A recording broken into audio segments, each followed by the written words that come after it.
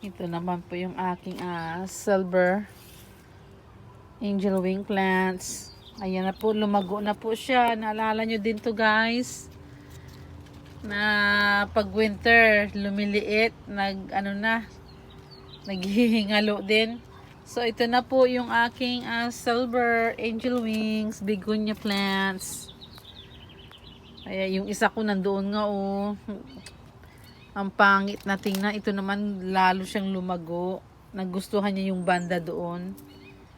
Kaya pwede ko na ilipat ko na lang siya para mas lalo pa siyang dumami. Ayan guys, ang aking silver angel wing plants. Ang ganda, 'di ba? Ang ganda-ganda niya na.